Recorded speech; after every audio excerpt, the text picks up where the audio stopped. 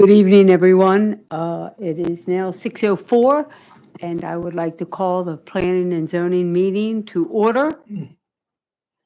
Let's begin with roll call, please, starting with Commissioner Rutke. Here? Is that what you wanted? You say your name and. I beg your pardon. Jan Rutke. Cindy Greengold. Laura Blackwelder. Kelly Hahn? Thank you. Absent is Commissioner Weaver. Please note that. Welcome to everyone. And I just want to say before we begin on our agenda items, thank everybody for being here. But I also want to recognize Chuck Rutke and in his passing. Obviously, his wife, Jan, is here, and just want to say a few words. They were married for 34 years. Chuck was born in Pennsylvania, and he grew up in D.C. After serving in the Navy, he began a program as an interior designer. You could see his work in area restaurants, Theismann's, Chang's.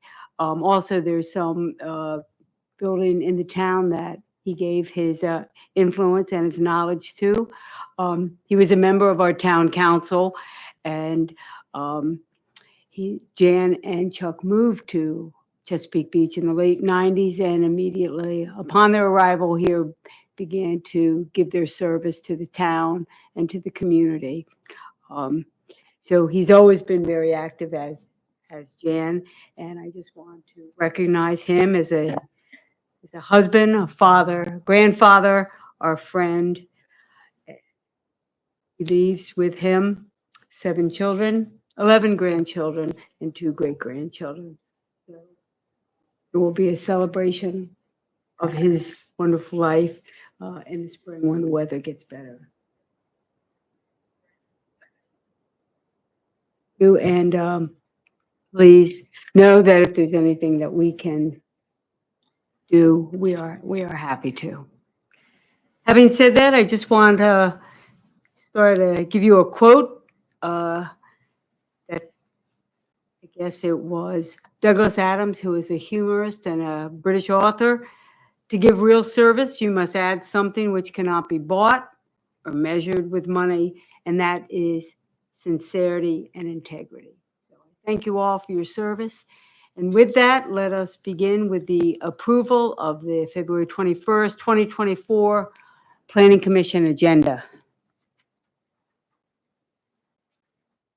Do I have a second? Second, and I have a comment. Go ahead. If you may, I'd like to move that we take old business number 3 signage and move it to next month, which would be probably more appropriate because it would possibly start the meeting out if we get something concluded tonight. So I would like to move signage to next month. And I'm sorry, you said you want to move it to next month. Why? Because I think if we start it tonight, we could only get to a very short piece of it. And I think it's going to take a long time to develop and to really get everything moving. And I think it would behoove us to actually start a meeting with signage instead of ending a meeting with signage. It's going to be a pretty involved ordinance. So I think we'd do it best if we waited until next month. And I think the number 1 and 2 are going to take us probably the entire meeting, I would imagine. Don't you? That's fine. I just want to say, should we not, the other option would be to complete signage and then move all of the new business to next month's meeting. Signage complete, you will never get, You know, you can never complete signage tonight. Okay. There's no way. All right, so Very involved. I guess, all And you right, need a and public hearing. you would rather not have it interrupted, or we get through half of it and then continue with the following meeting? Because I'm thinking we would we can always postpone or put the new business off to a later meeting, next month's meeting, and continue with, go accomplish as much with signage tonight and then continue it next month. And it really, design standards and signage almost go hand in hand. So we actually might want to just put that all together in a big package. Signage is part of design standards, actually, if we do it correctly. But even if we didn't hire a consulting firm, just discussing design standards along with signage might be the best way to go. So when you have new business site approval plan process, maybe we need to move that to where signage is and move signage to where site approval plan process is under new business. First those two. That would be my recommendation, just because I know how long signage takes, as I've, it's involved, very detailed. Does anyone, any of the commissioners have a comment? Preference? I have no objections. Okay, so, So just move signage to where a site approval plan process, and move site approval plan process to where signage is, basically. Just reverse the orders. all right, If we can get to site approval plan process, I don't even know if we can get to that tonight. so do I have a second for this? I'll second. Okay. All in favor? Aye. Aye. All right. Thank you. And now, item number 3, approval of the minutes of the January 24th, 2024 Planning Commission meeting. Of approval. Do I have a, Seconded. okay. All in favor? Aye. Any opposed? Nope. Okay. Item number 4, public comment on any item on the agenda. I see no one in the gallery. And nobody's online, is that correct? Commission clerk, nobody's online? No. Okay, all right, and we will move on. Before we go into item number 5, which is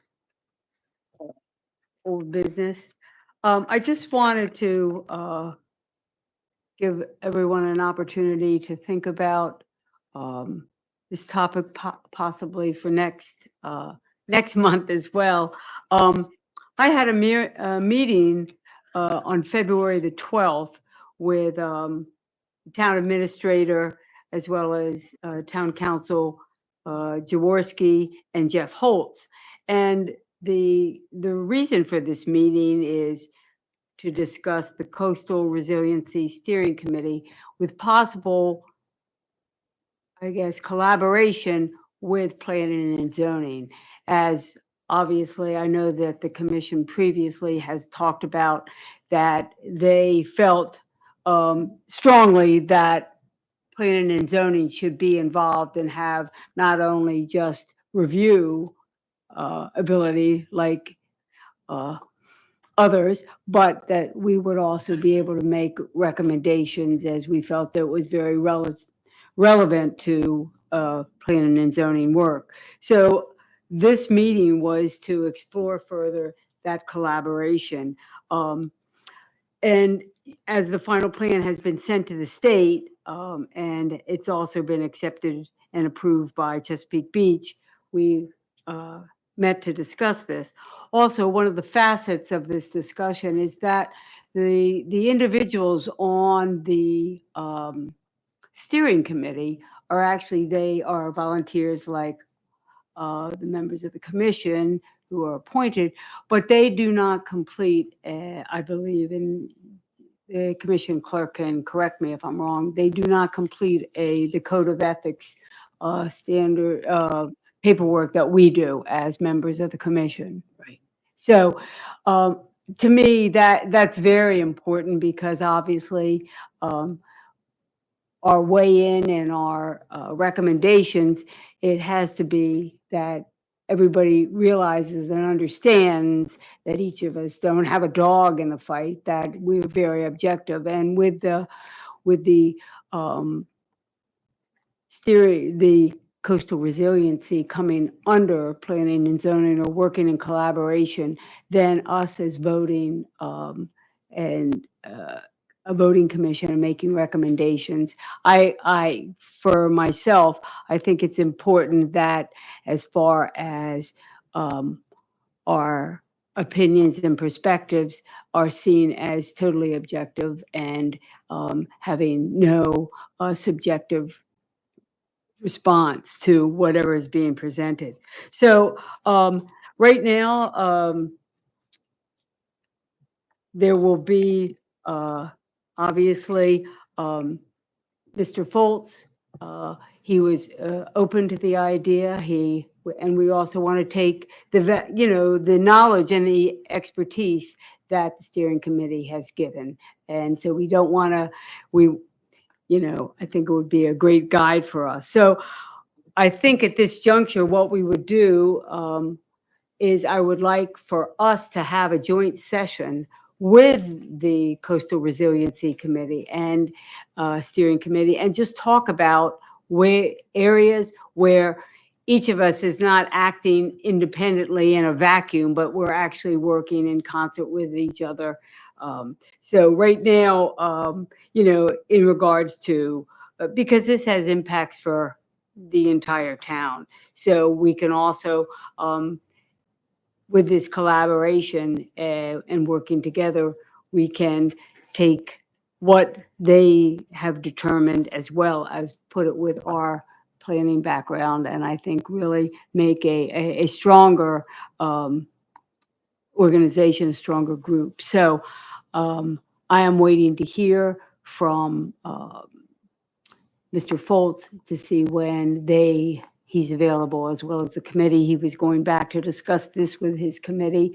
And obviously, he was very aware, Mr. Foltz, of the commission's interest in actually having more powerful abilities to make recommendations and not just to review documents. So he is going to let us know when there are some dates, and then I'll check those dates with you, and we would get together for a joint session and then discuss a more formalization of our collaboration, if that's where everybody wishes to go. What is on their agenda? Like, what are they Right. working on next? I don't have that. I know one of the, what they're looking at is the parks. And they really right now need to they want to establish their priorities. They talked about looking at engineering studies, analysis, possibly the feasibility of that, and just understanding more master planning. So those were some topics that were mentioned, but more specifically, I don't have that. Are they, first is the port wardens, has that been set up? The Port Wardens has been established, yes. And so now we have the port wardens, the resiliency committee, and us, and who works for who? Well, my understanding with the Port Wardens, they, which is the town engineer, the Public Works Administrator, no, I'm sorry. It is a Public Works Administrator. It is myself, and the third individual is Wayne. is Wayne. So it's the three of us, but my understanding is that we only review applications that are on or near the water. And but as far as making sure that the port wardens do not fall out of the purview or in this arena as well, and that there isn't everybody's acting independently. I know that's been brought to the town administrators administrator's attention just in the hearing alone as far as confirmation of the port wardens. So who works for whom? I think we all work for the mayor and the town council. Or we're all equal? Well, I guess you'd have to look at the pecking order. Is a steering committee, I would think a steering committee doesn't have the regulation of a commission.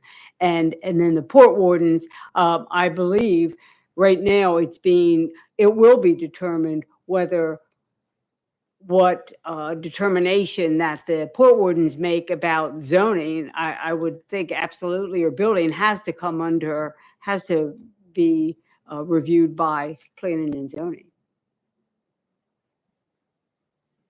But I would have to find out definitively. But my feeling in regards to the steering committee, I do believe that they're not a commission, they are a committee, and they would fall under the planning and zoning. I would agree that somebody needs to clarify that. Yes. Give them, and Well, whatever the process needs to be, getting our approval or somebody else's approval or. Right. We don't want a big mess made out of government. of course not. Sarah? So zoning permits are issued either by the zoning administrator or this board. So everyone else can make recommendations, but you guys and the zoning administrator have that final sign off. And the zoning administrator is following what's in the code. So I don't know if that helps. Well, I would think so. But as I said, the committee, the intention of the joint session would be that, just as Sarah had said, that their expertise and what they've determined in their work over their past years of work would absolutely, they would guide us, but the planning and zoning, they would be, I guess, for lack of a better word, they would be assumed into the Planning and Zoning Commission, and really an advisory component of the Planning and Zoning Commission regarding the coastal resiliency. So what you have in mind, we would meet with them, work with them, and then we would act on whatever they propose. Right, like what the topic might be. Let's say it's sea level rise. Well, they might say, this has been our finding in regards to this topic. And then we would review that, what they have determined, and then we would make, either say, how did you come to this determination? And then we would make a recommendation after we reviewed it for the town council and the mayor. But yes, but it's just so that, all their expertise and their knowledge that they have gleaned over the past year and a half of their work is important, and it's relevant to whatever guidance we might need in regards to that. So it isn't that everything is for naught and that committee would go away. I think it's just a way for us to have that information and that advisement as needed. We would be having these meetings and we would be meeting with them. No, I don't envision that. What I envision is that we will have this joint session with them, and it would be determined how that we can take their expertise and knowledge that they have found in regards to coastal resiliency and take that information, and then we would seek their guidance as needed, depending on what the topic is. But the Planning and Zoning Commission would now, I guess, take on the coastal resiliency for the town. So the way it worked with the Walkable Community Advisory Group, not that that's currently, right, we adopted that plan into our comprehensive plan. The committee hired a professional to make that plan. I would expect that if we were to review anything from the Coastal Resiliency Committee, it would be from a professionally contracted study. I don't know, are they, I don't understand what we would collaborate on. What is their purpose is really what Yeah, Well, they reviewed the whole coastal resiliency and drafted a document and a plan that was accepted by the town and the mayor.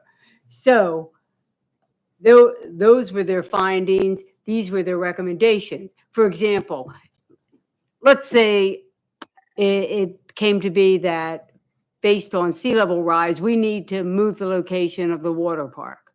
So we would talk to them. We would say, well, how did you come to this determination? How did you come to these findings? And they would advise us how they came to that. And then we, my understanding, would then take that information and make a determination what would be the best way to address the relocation of the water park.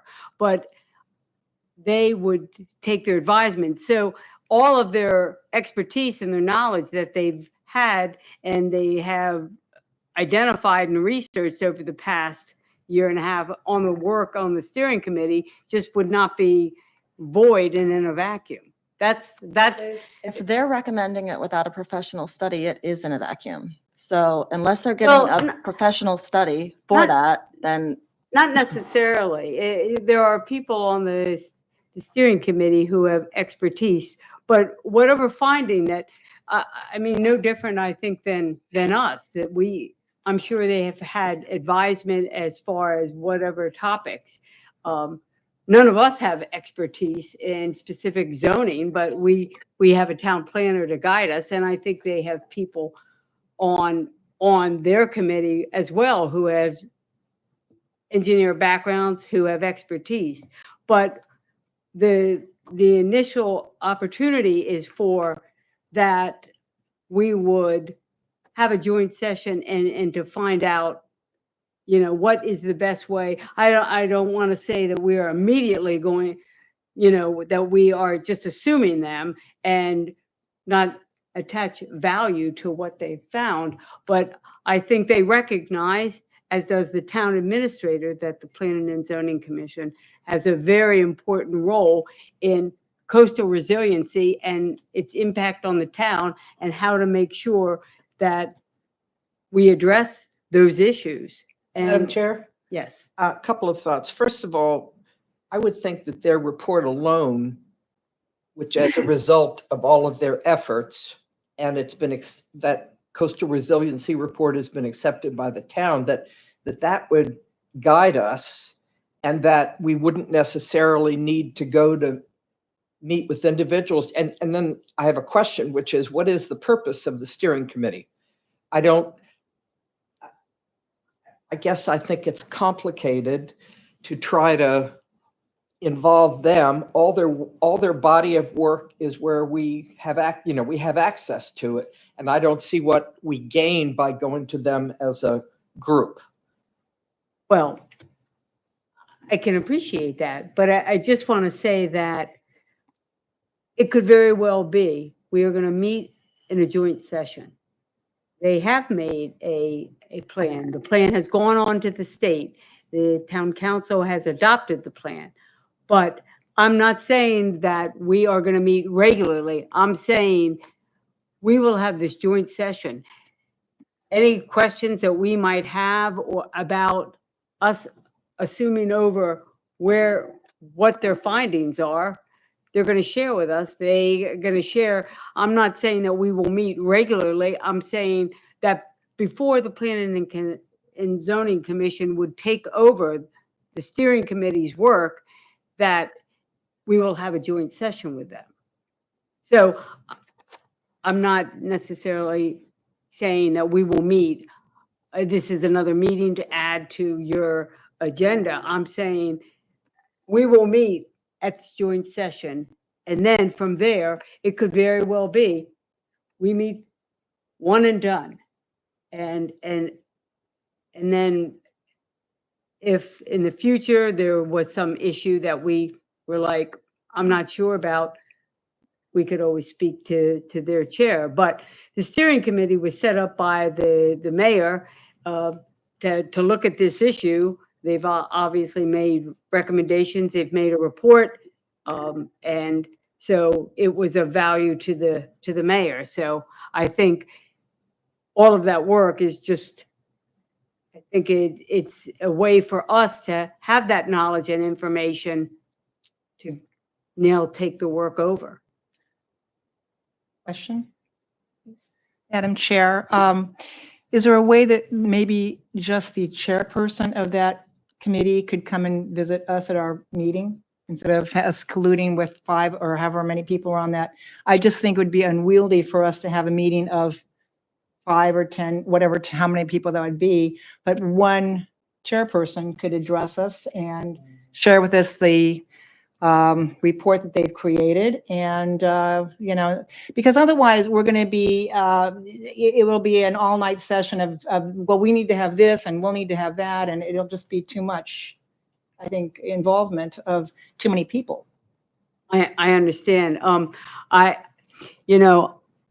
As I said, I met with the town administrator, Mr. Foltz, town council member Jaworski, and in the meeting, it was determined that we would meet jointly. So, but it's up to Mr. Foltz's decision with us, whether he's going to just meet with us. I mean, he has to brief the steering committee, as I briefed you, and let them know that this is where the direction their work is going. So I think whether he determines, I understand your point about there's, the 7 of us, there's the 7 of them. And the session we want it to be as productive and as clear and direct as possible. So I don't necessarily think, he very well could just be himself. But right now, that's his decision to make the call, who he would like to be in this joint session. So at this point, the town administrator, Mr. Foltz, is going to give his calendar, share it with the town administrator. The town administrator will then ask us for the calendar, and then we will meet from there. So that's where it stands at this juncture.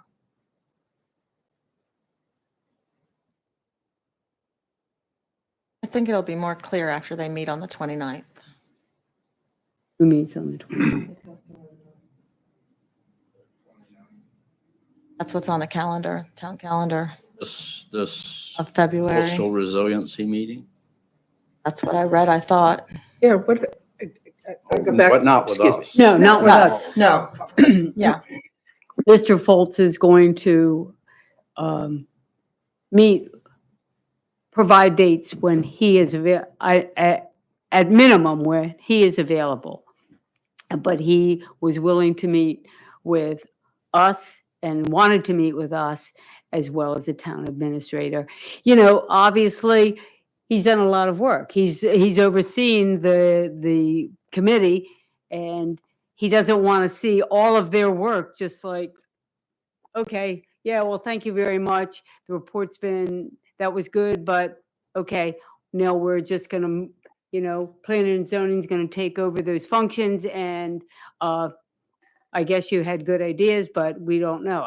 Obviously, there's a guidance and an expertise that led them to the determinations to make the findings that they did. So to make sure that we take advantage of their expertise and the value of the report, we were going to meet in the future for a joint session. So. Right. I think their findings recommended studies, which would need to be funded by the town council. And then there would be studies that recommended capital improvements, which would also be funded and decided on by the town council. So for me, I'm happy to weigh in like we did before. I'm glad that we did because there was a lot of things that needed weighing in on. But I guess the word joint session is confusing me because I think that we do need to know, if we're going to have a joint session, we need to know what the purpose of that session is, because we all do spend a lot of time at this. And so it would only be right to have an objective and a purpose to what we're doing Right, that's right. clear. Well, and their work has been codified. Right. And as Lori said, there are a lot of the studies themselves are what are going to direct us to do stuff. And I mean, they've done a tremendous amount of work. It's codified in their report. And I mean, I have no problem meeting with anybody, but I'm not sure that I see the value of it, because I'm not sure they'll continue, even as a committee. I'm not sure what their purpose is. Does anybody, I hate to be stupid about this, but Well, I don't. they've done their job, have they not? Right. And I guess to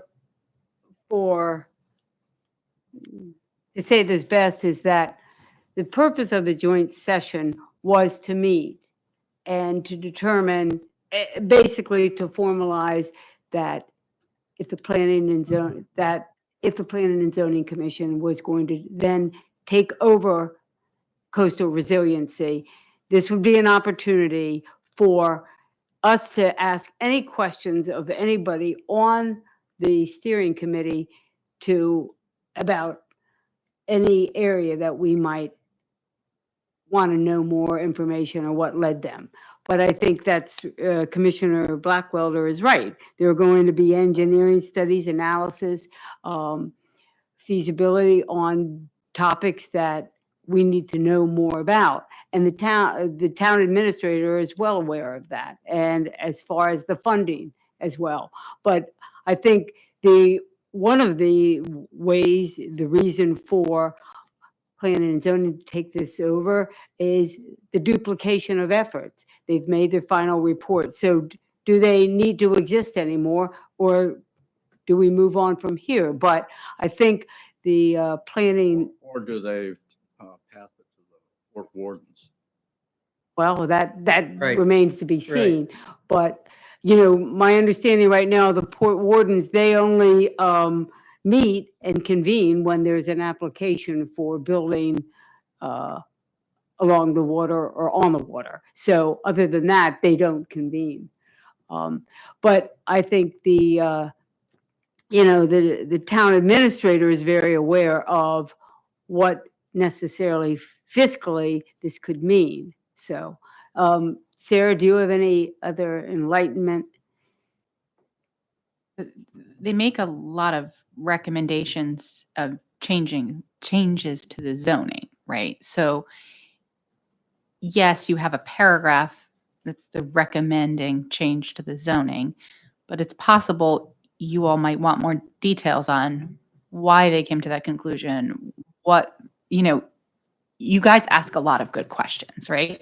So is a paragraph that says amend the zoning ordinance to do this enough? Do you want to ask questions about why and what the background is? So I don't know if that's what your meeting was talking about, but from my perspective, it would benefit y'all to meet with them so that you can ask them some thoughtful questions about their process, any technical questions you might have. There was a technical advisory board, right? And just get some of your questions answered as we move forward to make these recommended changes to the zoning I mean, ordinance. as we take them one at a time over a period of time. In other words, if they make a recommendation Mhm. for a zoning change, we would address So them one at a time. in the plan, there are, I'm trying to count, 1, 2, 3, 4, possibly more zoning change recommendations. So you may have questions because, for example, 6 is thoughtfully evaluate the zoning ordinance to determine what regulatory obstacles may impede property owners from raising buildings and improving their properties in ways that would protect public health and safety and advance the resiliency goal of the plan. Well, that's great, but I'm sure you have questions about that statement. Right, and I still think that that statement indicates a study. So further up in the plan, it's recommended that an architect sign off that Yes, to that's, just read the validate shortest that, one. that Yeah. different buildings can function in different flood levels. And I've said this the whole time we're comprehensive planning, that ball should have been rolling behind the scenes already with these needed regulations for especially like building codes, things in the flood zone. To me, that comes from, especially now that they don't have a Chris in charge of them. Mhm. To me, that comes from a study that involves an architect, an engineer, and, you know, somebody with some expertise in working in the flood area. It doesn't come from those committee members. It comes from an expert. That's I find value in what they did in the studies that they recommended. So I guess for me, I would be curious to see what is next on their horizon for recommending more specific solutions to problems. Like how do we find out what our options are? Right, so it sounds like that's a question you want to ask them, right? So that's Right. what I think that the Madam Chair is suggesting is that you guys have questions you want to ask them. So meet with them so you can ask those questions and Right. get them answered. As long as we're not changing the zoning ordinance right after we meet them, because I would need much more No, information. nobody's saying No one's saying that. any of that. We are meeting jointly, and then if it's determined by the town administrator and mayor that the Coastal Resiliency Committee has now, their life has been served, and then it will now that the whole topic will come under planning and zoning, that decision will be made. But I think, before they would dissolve the steering committee, they want them to have an opportunity for this collaboration, for a joint session. So just as the town planner has said, that we would have an opportunity to understand better what brought you to this conclusion, what brought you to this place where these are the 6 recommendations that you made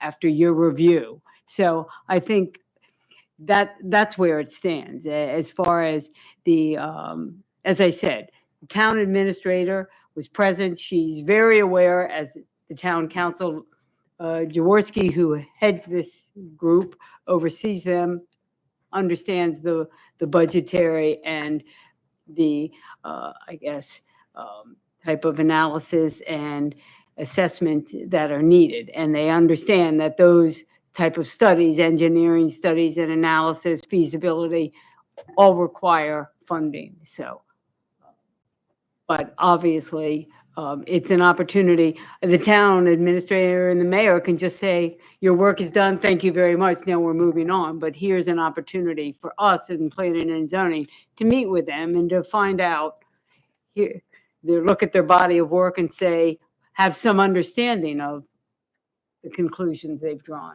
So I will keep you posted as far as where it stands. But I just wanted to let you know, this is what I met with regarding coastal resiliency and our future. And I can also tell you that in meeting with Mr. Foltz, he read all of the commission's comments, and they were very appreciative of those comments, and they found them to be, good questions, good points of view, and so he recognized that. So I think that was part of the drive and impetus for us to what he saw as the future of their work as well. Okay. Let's now move on to old business. And we will start with the review of section 290-30 in the zoning code. Everybody has the document.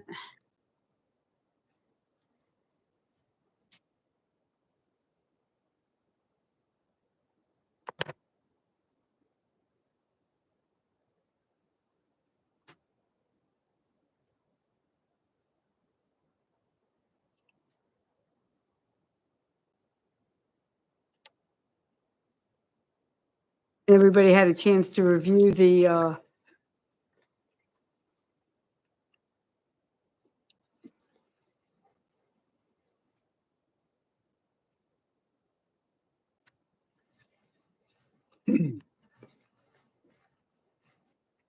so now we,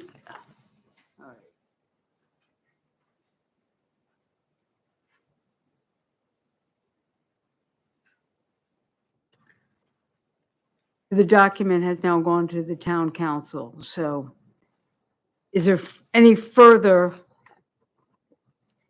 discussion of the review of this section 290-30, or we just,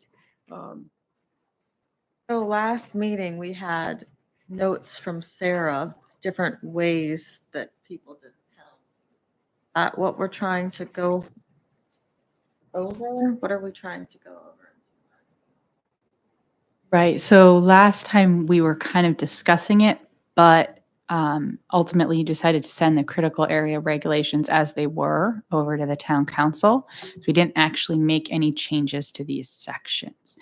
And I think one of the pieces to kind of consider is we talked about possibly looking at an amendment to increase the mitigation areas and help those areas that are vulnerable to sea level rise.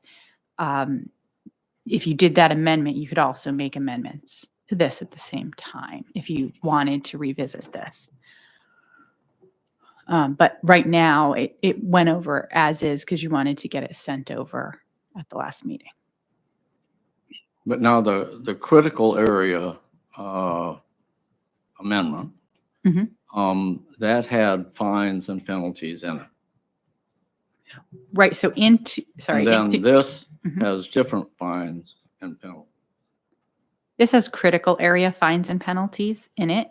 There was like an additional sentence that got added.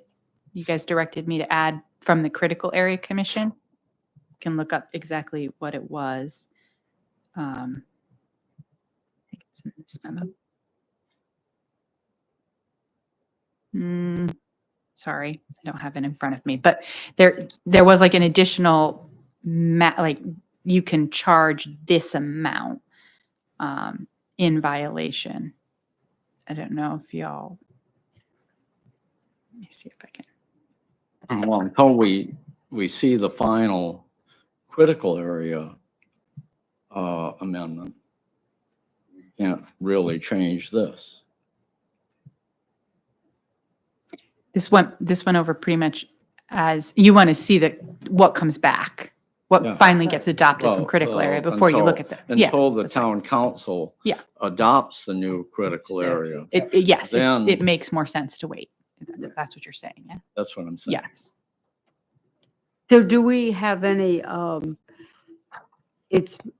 we sent the amended critical area document to the town council and CBCAC for comment, but have we gotten back anything from CBCAC regarding the document? I haven't heard anything back so far. So do you have an expectation, or have you an expectation when you think that might be returned to us? And would that be, I mean, would they give you a phone call or just return the document, or with their changes? Probably they would email me as well. I do know that they have legislation moving in Annapolis, and that is taking up a Front and lot of their center. time right now. Mhm. So I can get a time frame from them. Do you have a recommendation with what we do with this right now? Because this was set aside. Is this engulfed in the critical area regulations that we just put forth? I know we had that $10,000 piece. That's the piece we added. But Yes. yeah, these are in that critical area piece you sent forward. Right. So So then changing it them- would be Yeah. nonsensical to go over them if they're already engulfed in what we sent forward already. Mhm. So- Vice Chair, did you have a comment? I was basically going to ask the same thing. Did you have any suggestions to change any of this? But So critical area did want to discuss changes, but when it was decided to just move it forward, they're going to send those comments back. And you'll receive them then. So it would just behoove us to review the document after CBCAC has returned them and take this off and take it off the agenda until that has happened. I think so. And then, I mean, the other, now, the town council will review this document as we presented it to the CBCAC and make their recommendations based on Right. the document we sent to them. Yes. I don't know how their work plan will go, whether they'll wait for the comments to come back before they take it up, which would make sense. Just one second. Commission Clerk, do you know if this item is on the upcoming work session agenda or their town council meeting? Okay. I'm sorry. Vice Chair. okay, if we went to 290-30A 3 and went and it discussed the violations of the following provisions shall subject the violator to the following fines, did we want to discuss that as well? Since that was on the agenda, I was going through and going, okay, now what is the $500 fine for 290-3D? And then when I go back to, 290-3D, I'm thinking, is a $500 fine adequate? So these fines evidently were from 2006, which is quite a few years ago. Yeah. So I was trying to evaluate, and this is what I was doing on when I was looking at my agenda, I was going through all of those. Number 3. Was I the only one going through and, trying to figure that out? I mean, was that not on the agenda or what? Or was it just critical area that was on the agenda?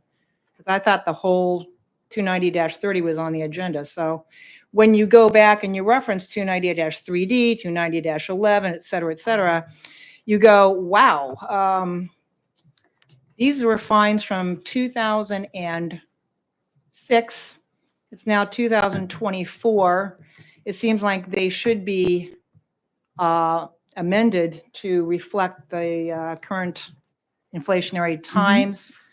I was trying to compare them to Annapolis and a few other people, and it was a lot of work. Let's put it that way. So I was just going to ask you, Ms. Franklin, if you thought that there would be some percentage of increase that we'd want to give to all of these that would make sense, or how you would, how would you want to handle all these fines? Yeah, I think they should be reevaluated. I think you can kind of give them all a percentage increase, or look at what they are and what your goals are. I think one of the I'm not sure if I'm correct or incorrect in this kind of feeling that I have, that one of your goals is to really make sure that the environment is protected for the benefit of homeowners, residents, and businesses, right?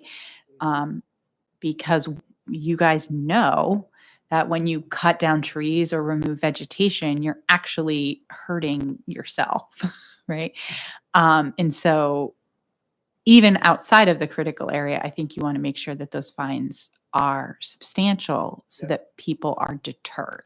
So I don't, this kind of goes into the next piece, and I didn't put this in my memo, but it's probably, the next item on the agenda is like change some small amendments to the zoning, and maybe this is that, right? This is a small amendment to the zoning to say to the board, here's what we think the fine should be increased to. Because if you look at these current fines as we have them listed and you Mhm. look at what it is on the code, Mhm. you get frightened that we are so undervaluing what the fine should be to enforce the amount of damage that could be done to this town. It's shocking. So I thought that was on our meeting agenda tonight. So I was waiting for a staff report from you to go over I- that. So I don't know if we should go through each item right now and try and figure out where to go on that, or what we should do, or just have you come back with a staff report, or how we should. Right. So I was under the impression it was on here because you wanted to discuss the critical area piece. So I'm sorry for the miscommunication, but I'm happy to provide a staff report for next time to look at this. I don't know, I'm not in charge of the agenda, but this may be something to talk about with like these pieces, kind of prioritizing some little amendments that need to be made to the zoning, and you guys prioritizing for me which piece you want to take first and how you want to address that. But I don't want to move on to the next item. Right. So like, I don't know. I'm not so there's issues in the zoning ordinance that are creating problems for residents, causing residents to have to go to get variances. And there's these fines, and they're both minor amendments. And so I think I'm looking for you to say, here's the ones we want to tackle first, here's second. So for me, How many fines have you issued since you've been in? So I don't technically issue the fines. People have definitely been paying after the fact. And there will be fines being issued, I think, this month for the first time I've had to issue a fine. Oh, you haven't issued any. No, it's possible that there's other fines that are being issued by like Public Works or by the zoning administrator, but none specific to the permits I'm reviewing on behalf of the Planning Commission as yet. And you said you went to Anne Arundel County to see what comparison. I've been doing Anne Arundel, I've been doing St. Michael's, I've been doing Annapolis, a whole bunch of towns, yes, but I didn't, I can do because that. I thought Right. you were going to do that. It was just for my own reference. I didn't come, Right. I actually do have some paperwork, but I was expecting you to come back with, so I thought I better not duplicate your efforts Right. totally and confuse everybody, but Right. I think my idea would be that you would come back maybe next month, something like that, with a staff report on these particular sections, or even more sections. I don't know. These are just selected sections, but you may have more that you want to include. I don't know. Right. Then in your look at Anne Arundel County, did you compare any of these? Well, the irony is that not everybody has increased them because they haven't updated their fines either. So some of them are not, but what I am noticing is that we are a little bit behind. But I didn't make a thorough report just because I was expecting you to do it. So I just glanced, Oh, is what I did. so while we were talking, I went on to officialdata.org and I put in the fines. A $500 fine from 2006 in 2024 is equivalent to $765. Mhm. So I Yeah. just ran those numbers just so that you can see for inflation what the difference is. Yes. And I thought maybe we could possibly do that, but I didn't know if you wanted to make it a little more accurate than that, or a little. Right. So appropriate. if I was to provide a memo on this section, not the critical area section, then I would both, same way I did for fee and lieu, say, here's kind of what the cost is now. and here's a few other towns and the county's fines. That was Um, very helpful last time, so- I thought. Yeah. It can do that. And I just am, That, Well- if you guys want to direct me to do that, I will do that for next you're time. so directed. I want to ask also, Sarah, Mhm. In lieu of these fines Mhm. and looking at them, I'm a new home buyer. I'm moving to Chesapeake Beach. So is there some place that it actually is posted that I take down 20 trees on my property because I envision a house and I want this view and I want this. And my builder, I meet with my builder and this is what I want. This is where I am. We're assuming that the developer realizes and understands critical area and FYI kind of gleans that information to the new home buyer. Mhm. But I wonder, is it posted anywhere that I know as just moving, because I've come from Massachusetts, Mhm. that if I take down those 20 trees on my property, I've just incurred the wrath of the town? I'm not 100% familiar with the website from a resident perspective. I've been kind of using it from a staff perspective, but I don't know. It's possible that Madam Clerk knows and is more familiar. I don't know if you do because you don't deal with that end of it. No, she doesn't. So we'd have to look, but I think this is a good point, right? Is that the builders, right? They do know. They should be expected to know, and yet, some of the Category 2 site plans coming in are so you're removing all the vegetation, and where's your mitigation plan? Please take this back and bring it back to me with a mitigation plan. So I think that there should be a place, and at the same time, how do you communicate? You're a first-time home buyer from Massachusetts. Do you necessarily go to the website to find out, Right. or are you trusting your builder? So I think there's an outreach question, right? God bless. Of how do we make sure people are aware of what the regulations are? Well, I would think there's a liability issue. Mhm. I mean, if I'm relying on the developer, Mhm. And the developer should, I mean, is that mandated? So how do I know that they have? Do I know that they know that? And do I know that they've conveyed that?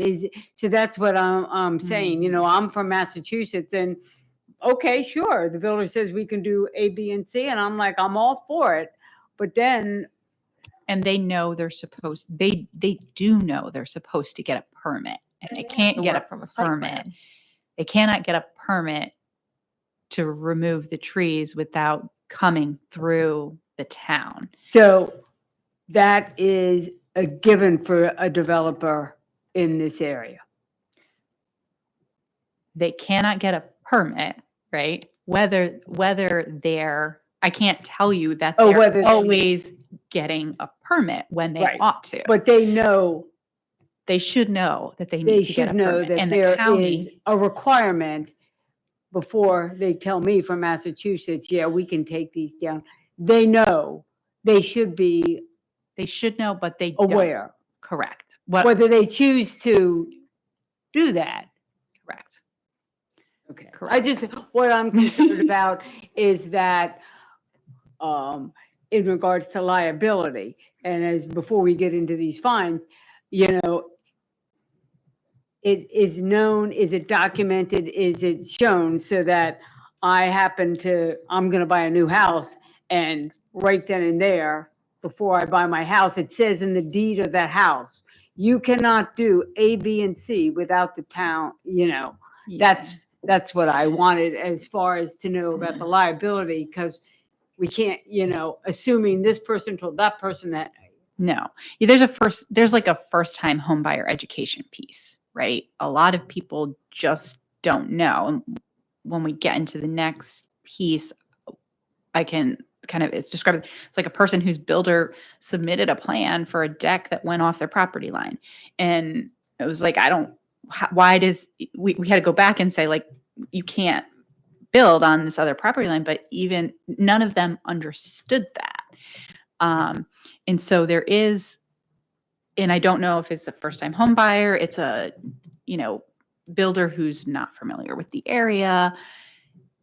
And there's an education piece to the zoning administrative permit review part of the job. And there are probably ways to improve that. Yes, Madam Chair.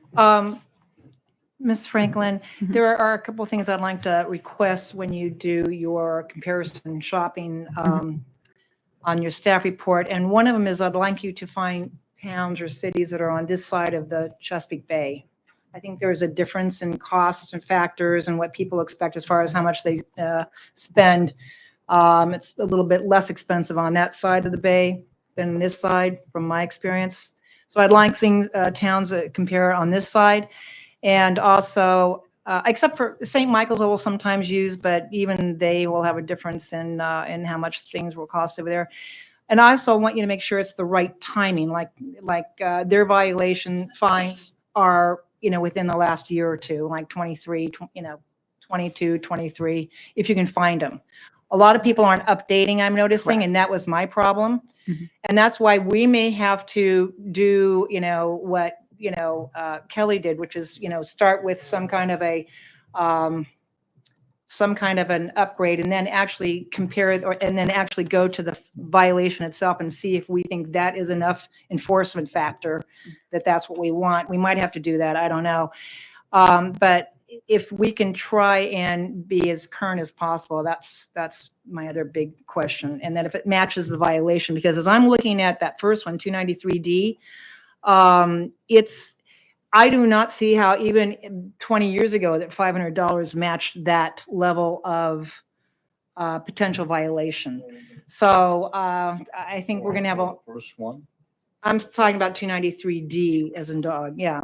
If you look under, it's under improvements, and people can actually put up an entire structure and only have a $500 fine. And that to me seems, even 20 years ago, it seems like it was not a lot of money. But anyway, I don't want to be onerous as far as fines, but I want us to be, to a level where we will make sure that people know that there's going to be some level of commitment here when they go and start a process and like building a some kind of a improvement on their current structure. So anyway, those are the only things I would ask. Is that good luck on finding something that's current. Nobody seems to be updating anything anymore. Right. A lot of it is What's not going on? current, but I would rather provide you data that's not current than no data at all. Yeah. And then we can have that discussion. Yeah, we can start Commissioner somewhere. Rutke? Idea, waiting for somebody to do something wrong, and then we hit them with the violation. So everybody needs water. So somebody new comes in town, they have to sign up for water. Maybe that's an opportunity for whoever is doing whoever does that job to send out something, a flyer, or what have you, and put it on the website and put it in the email blast, thinking of building a, I think there are a number of opportunities, but the water seems to be, you're going to get them right when they come to town. Just a thought. I hate after the fact. think it's I didn't know that. Well, right. we didn't make any effort to tell them. So I think at the very least, to cover our reputation, we ought to have a variety of ways to attempt to get that information out to them. Otherwise, they'll be furious, and understandably.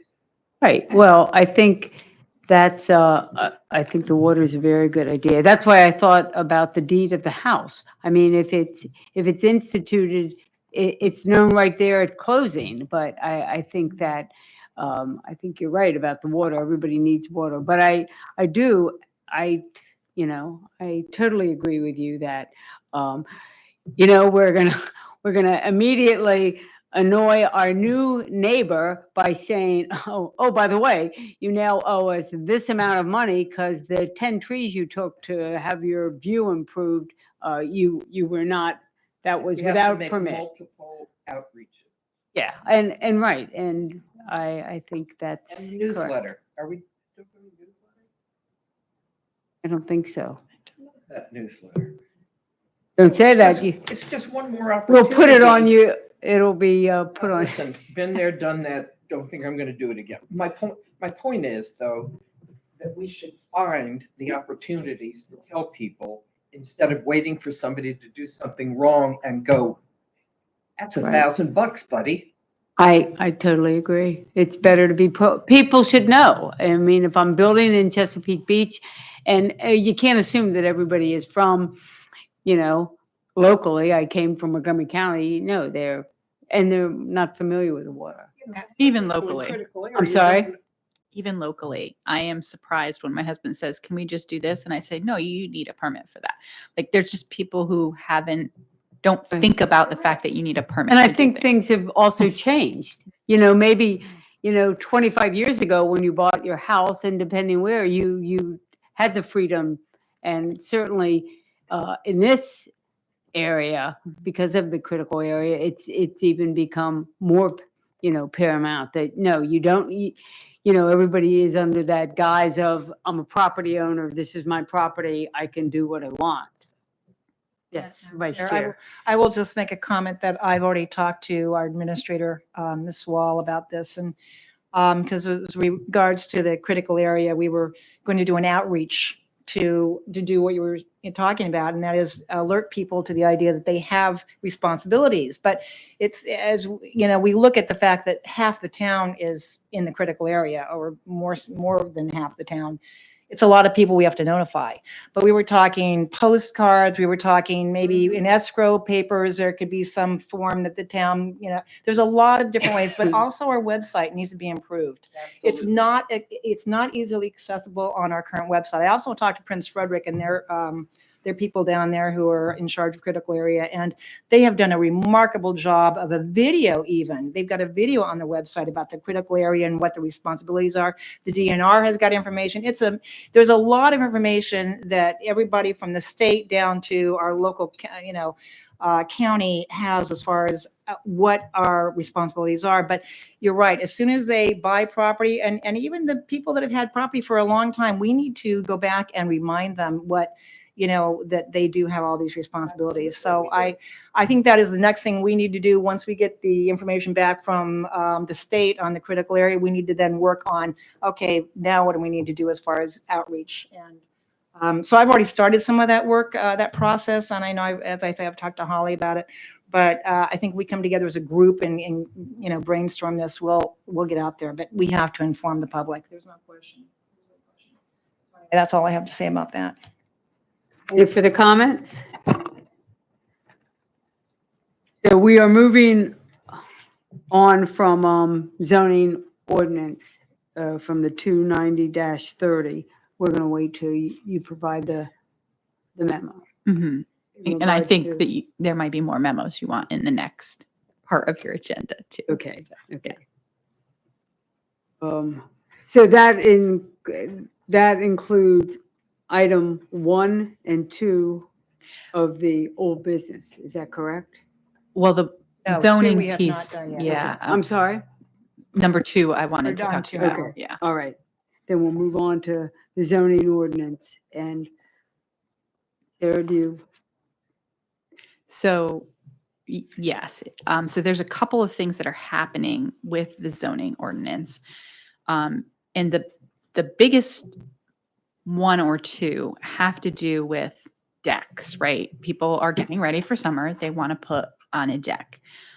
The way our ordinance is written, if you have a townhome, technically the setbacks apply to you. We are able to, What? technically the setbacks apply to your townhome isn't a property. And so you're really a non-conforming home because you have no side setback, right? The way that the zoning ordinance is written.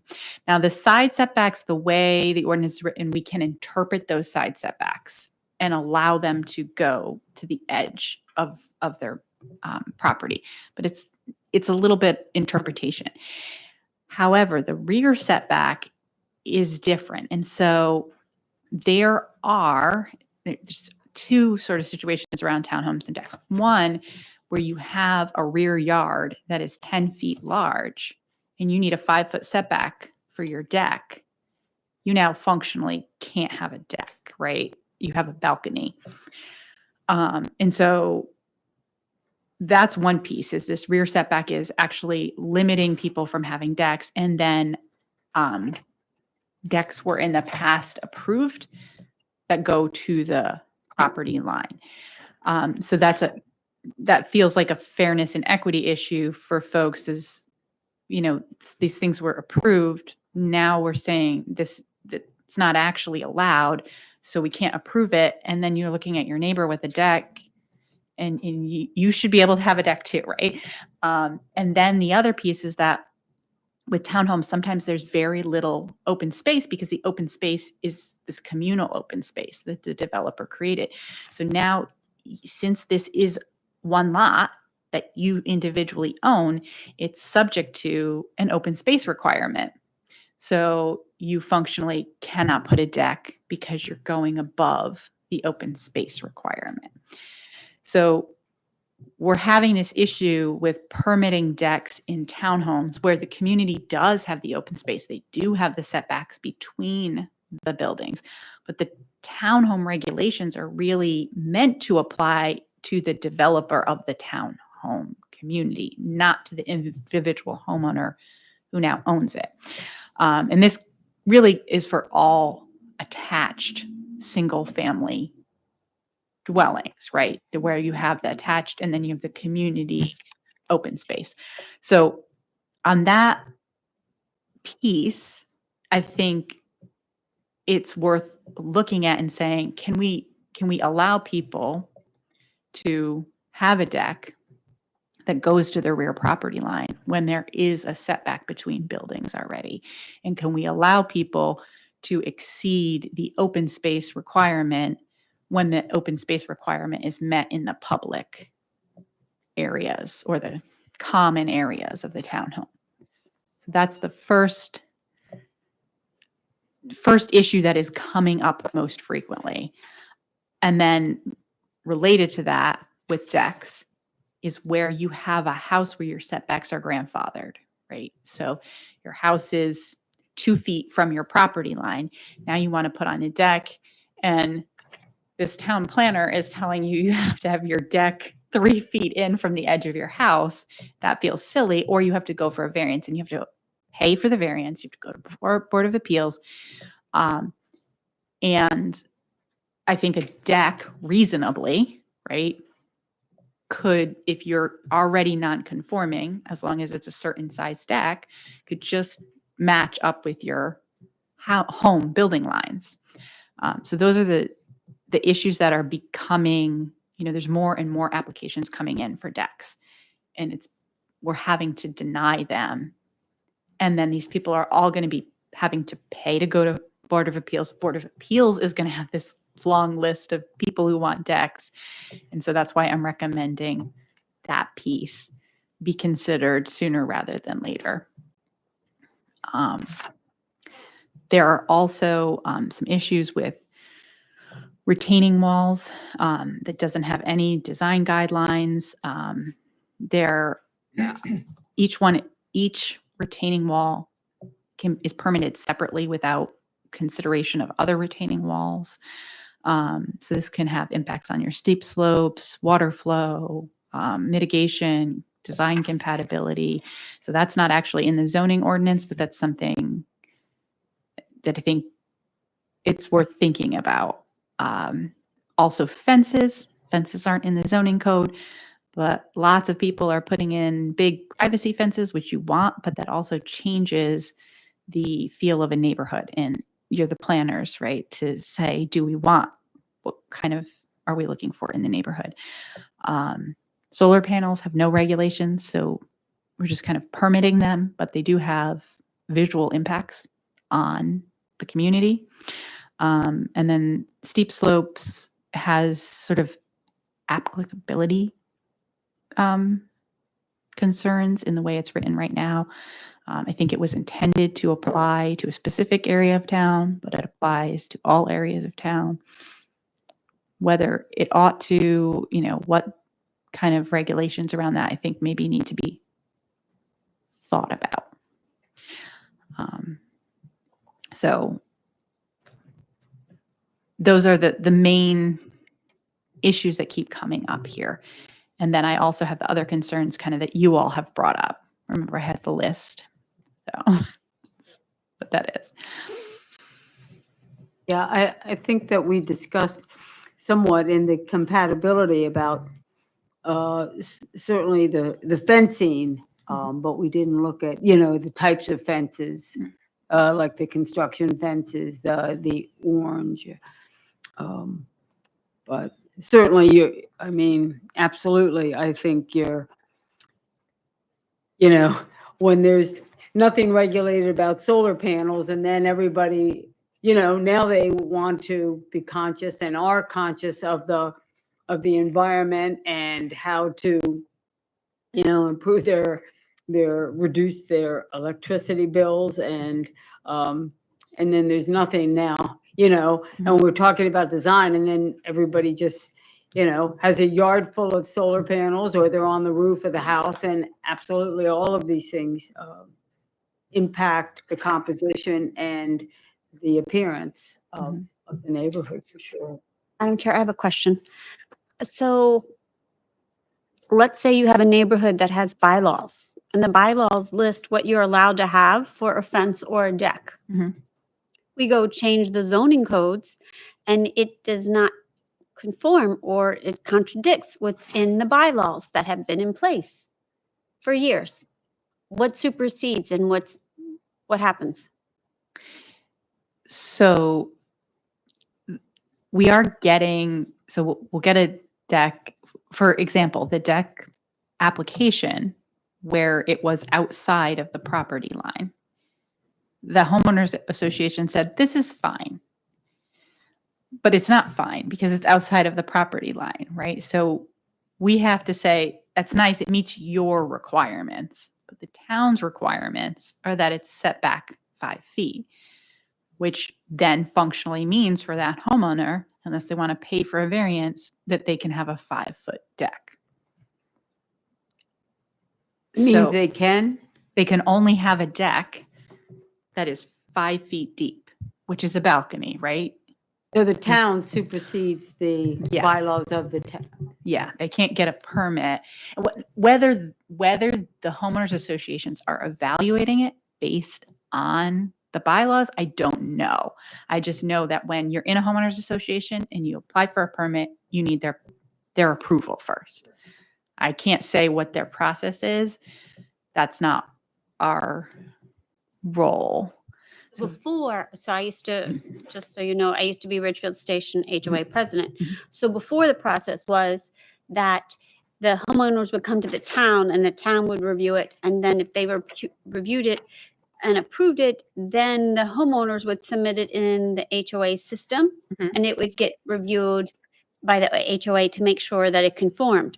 But after talking to the administrator, we changed that process and now the homeowners have to submit that information in the HOA system and it's reviewed. And then after that, the whole packet is then brought to the town. I think this is probably to save the homeowner money, right? Because if you come to the town, you pay a fee, we permit you, then you go to the HOA and they tell you no, you have to come back to the town with a new permit application. And that's just lengthening the process. So I think this shortens the process and reduces the cost. I wasn't here, but that would be my guess. Just a thought, another educational opportunity. I mean, we have a lot of things. Mhm. other opportunity.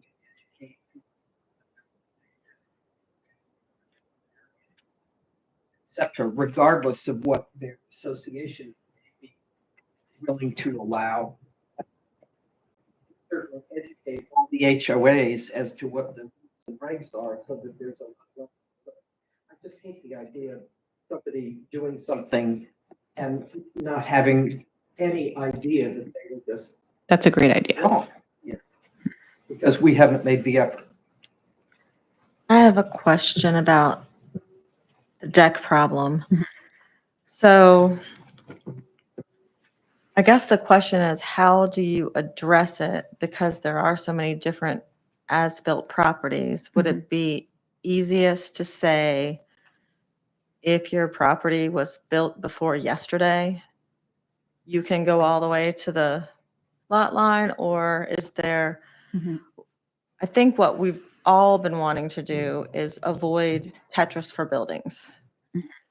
So if we apply some of these rules and then they in turn apply to new townhouses and we don't have the right other regulations in place, then it could be a problem if we say you can take your deck all the way back to the lot line. But I don't think our current townhome regulations have regulations about the buffer between townhouse rows, or they don't have a lot of things that would mitigate the problem of taking a deck all the way to your lot line. And I definitely see the problem of you would want your deck to be able to align with your house sides, because that's just silly to make it shorter if you already have a house that's goes Right. to a certain spot.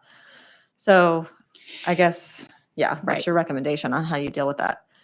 So I didn't do as much research as I wanted to on this, but the way that Prince George's County actually words this, I really like, which is that decks, porches, screened or unscreened, stoops, exterior, all those things may extend up to 5 feet into any required yard, except those decks and porches on attached single-family dwellings, which may extend to the rear lot line that abuts permanent open space within 3 feet of a rear line that abuts another lot. So what you're saying is, if your property has permanent open space and a setback from the next property line, then you can go all the way to the back line. The concern I have with that is that some of the townhomes' rear yards are quite big and they have plenty of room to have a reasonably sized deck. So I think that mixing that, right, saying if your lot line, if you're in a multifamily unit, you can go up to your lot line as long as there's a open space between you and the next property of whatever feet probably is in the design standards for townhouses. But there should probably also be a maximum size, right? So like if you cannot build a 10-foot, whatever, 10-foot, 12-foot, whatever we think is a reasonable size for your deck, right? That's when that is triggered. If you can build 10 feet and still be outside your rear property line, that's all you can do. But if you can't, then you can go up to the property line as long as you're set back from the next property. Question Mhm. does it state that that's only in the rear of the property? Because I don't know if you've seen the pictures in Baltimore of the deck that is on the front of the house. Mhm. That's a second level that goes all the way to the front of the property line where the sidewalks are. Mm. And there's 2 decks and it looks, Yeah. mm, So Ridiculous. that was punny. This regulation actually specifically says rear, and I would say rear as well. In anywhere where you don't have a side setback, you should be able to put your deck all the way to your wall, and that should be addressed separately. Corner lots, obviously, you need to follow the setback rules for side property lines. But I don't think allowing large decks to encroach into the front yard setback is a good plan for design. So it would be referencing only the rear yard setback. Is there any precedent for having some kind of standards for reasonableness when dealing with like older neighborhoods or something that would allow you to use your judgment, but not necessarily have all of these specific numbers that you have to follow Mhm. that would apply to older neighborhood? I mean, I'm sure lots of people have this problem. Right, they do. And I think that there's been some level of using judgment. I kind of am and the zoning administrator are of the mind that these are the regulations, right, that were thought about, and we do need to follow them. Partly because that's the actual regulations, and partly because if we kind of make these decisions, there's a risk that we're making inequitable decisions. And so having the standards there allows some insurance that everyone is going to be treated fairly.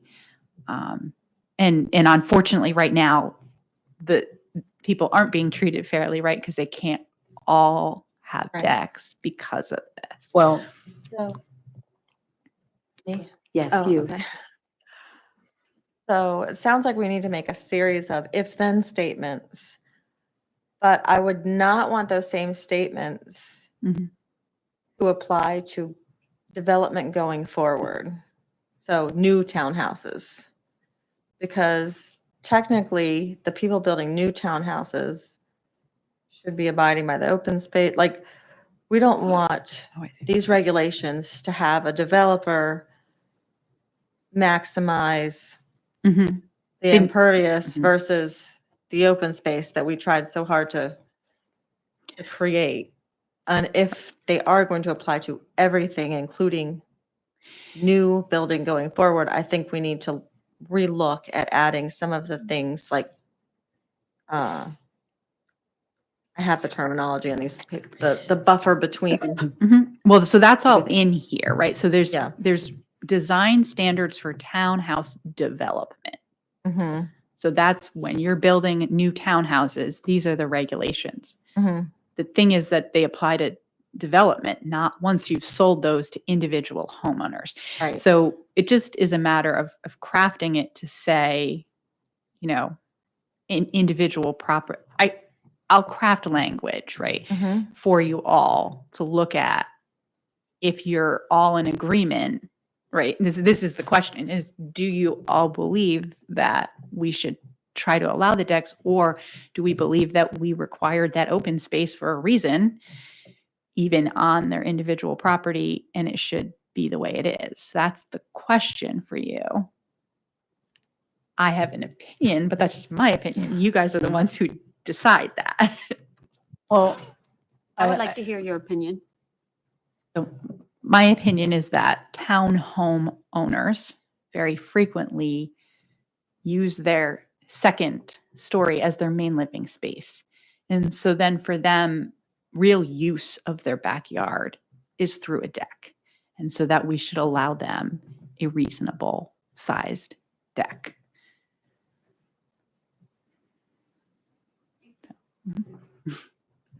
I think that, the problem there, we need to decide about the standards for development because it's subjective. It can't be subjective. It can't be arbitrary. It has to be, these are the standards, because I think what your point about the, in your memo that you said, this is going to put a huge burden on the variance, because as soon as neighbor A sees neighbor B, hey, how can you do that? Oh, because I was told no. Well, I got a variance because I went to the Board of Appeals. I mean, my home is a perfect example of that. I have two huge trees that when I bought the house, I was told, you cannot build within 10 feet of these trees. Mhm. But both of my neighbors on either side have a variance of 5 feet from the edge of the cliff. And the other one, which is supposed to be, 20, and the other one is 12. And they both got variances because they saw, and then they were able to bump out further. So I think it's really important that we do have standards. And the other thing for the overburden on the Board of Appeals, but I also think it's important to know, because if I'm in a townhouse and my bylaws in the townhouse say I can do this, and so I'm along my merry way and thinking I can, and then all of a sudden that Chesapeake Beach supersedes that. I need to know that. And I think, as Commissioner Rutke said, again, this is about information. This is about getting, making it very clear what you can and cannot, what's permitted, because I think people just don't know. And then it avoids a lot of upset when all of a sudden, nope, your deck is in violation. It's on my property. You're going to have to take that deck down. And now we have a lot of heartburn. People are unhappy. Yes, So- yes, Madam Chair? yes. Okay, so you're saying that the deck would be on the second story. Let's just say it's a 3-story townhome or even a 2-story townhome. The deck would be on the top floor, not the bottom No, floor. off of where the kitchen is. Oh, you're saying the kitchen's always on the top floor. Maybe not Like- always, but Like usually. usually you have your basement where you walk in, it's like the basement, the garage, and then they walk up one level, and then they have like Right. their family room, their kitchen and everything, and then they walk up one more level and it's the bedrooms. And I guess okay, so the deck would not be a deck on the basement level. It would be a deck off the kitchen level. And I could Right. see you could use a little, I mean, there are some townhomes that just have a little area just for their barbecue and that's it, Mhm. so there's that. I guess my concern with some of the older townhomes is that you would have all of your privacy reduced to 0 from the guy building a deck next door. Mhm. Then he can just look right in, so I could see where the next door neighbors then would have a little issue because the deck would then reduce a lot of their privacy that they were accustomed to for so many years. So If they already had a deck, you mean? I'm sorry? If they already had a deck? You No, mean? I'm saying if you have them, allow them to put a deck on, and Mhm. there was never a deck to begin with. Right. The people on either side of them, their adjacent neighbors, would be concerned because they would all of a sudden lose their privacy because people going out onto their decks could basically look into the neighboring houses, right? If they had fences, yes. If they had fences? So if they have a fence in the back, if No, they. I'm saying if the deck is on the second floor, Mm-hmm. you would be able to look over the fence and into the, basement or into, I mean, I could, Right. And if you don't have if there's not a fence, you can look in your neighbor's yard anyway. You can From look the at your- basement. If you're, I mean, whatever level, you're looking at your neighbor's backyard. You can't look into your neighbor's in the yard. backyard, I'm saying looking into their houses because you're projected out now. You see the deck comes out, let's say 12 Mhm. feet. Yeah. So now if you're standing at the edge of the deck, you can look into the neighbors, I'm just saying, so the Yeah. neighbors could be a little concerned because they didn't figure on losing their privacy to somebody who had a deck and is out there all the time, doing their thing.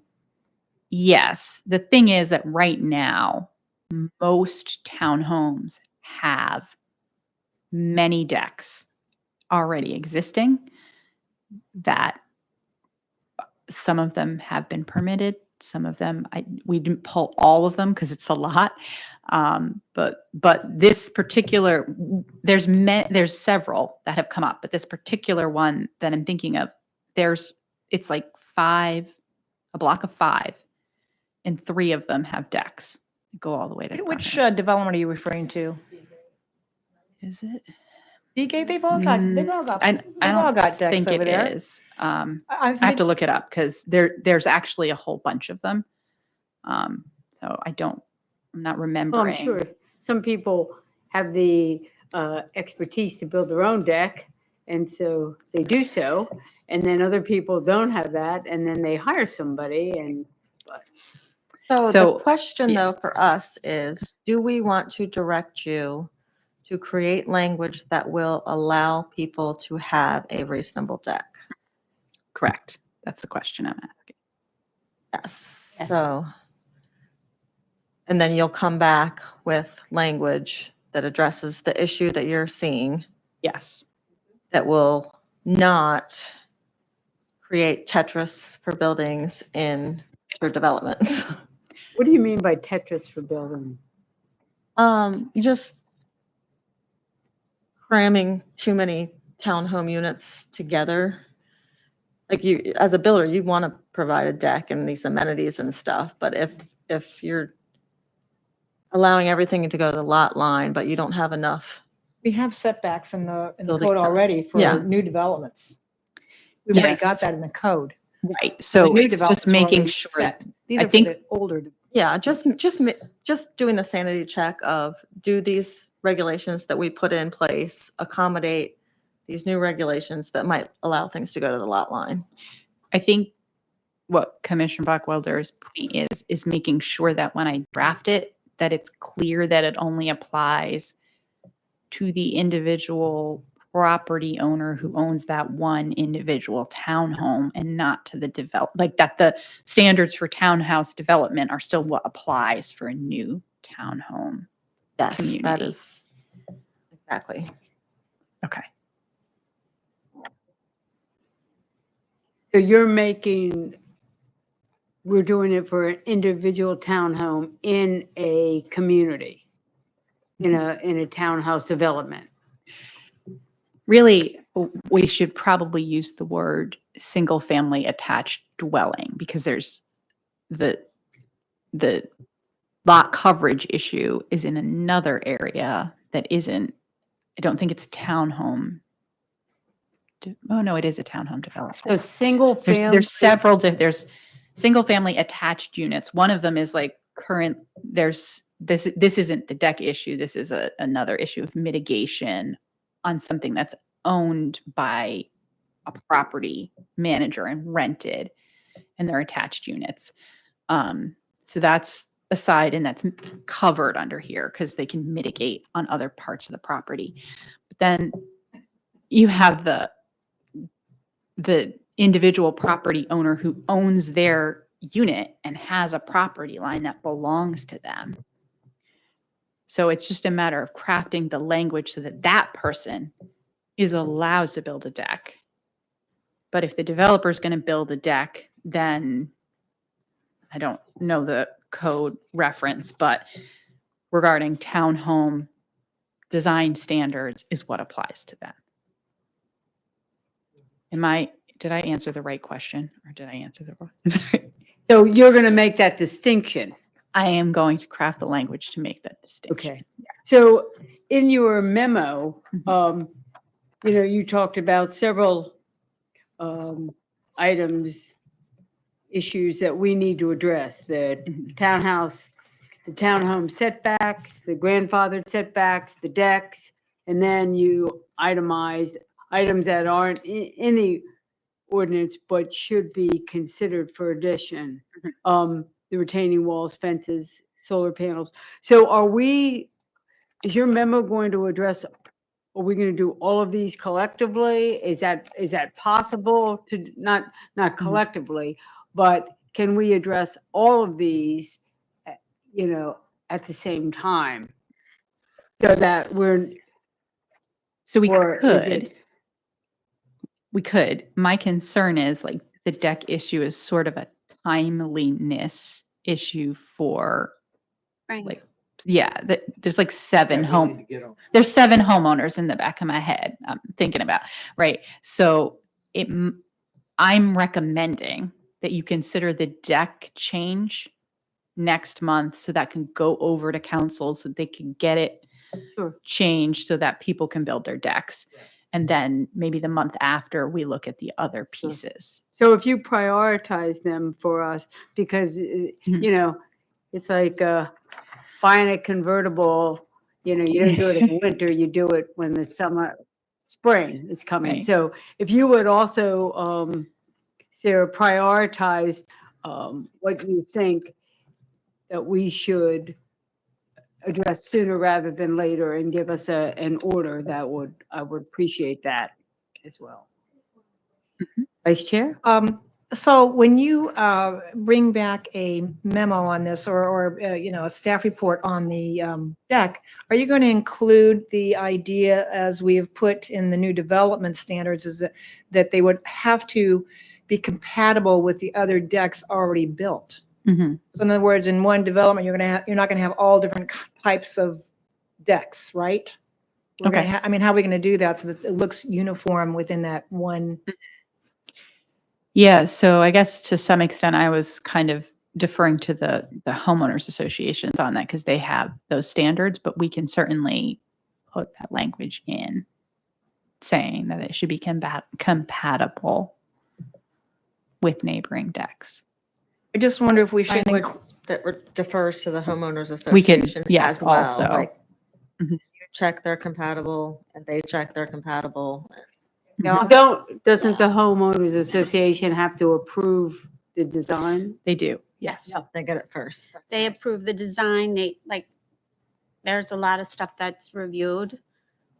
They look at the plan, they look at, the property, they look at the cost, who's doing it, what the materials are. And when this they're is gonna all do it. preliminarily before it comes to the Mhm. town, correct?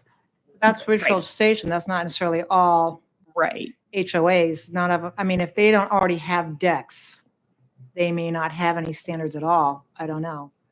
But do you think at the same time we should address fences, since it would seem like fencing and decks might be something that would be addressed at the same time possibly? I don't know. Is it something that you see that? I mean, they can. I think my concern with the decks is trying to get it done in a timely manner and that the fences isn't necessarily causing immediate problems for homeowners, the Board of Appeals, and cost increases. So, and maybe that's part of the prioritization, right? I Okay. bring you a prioritization and you can shift them around and say, we want to make number 3, number 1.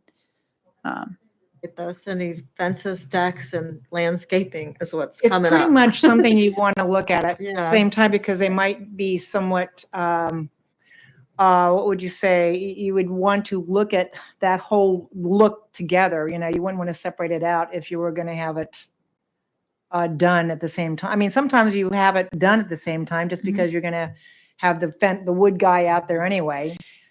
Yes, but Maybe. not usually for the townhomes. So that a lot of the single family homes are putting like the deck and the fence application in together, but the Mhm. townhomes, that's not what's happening. It's just the decks.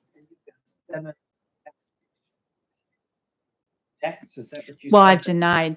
I've denied a few, and I have more in front of me that need to be denied or can be told, right?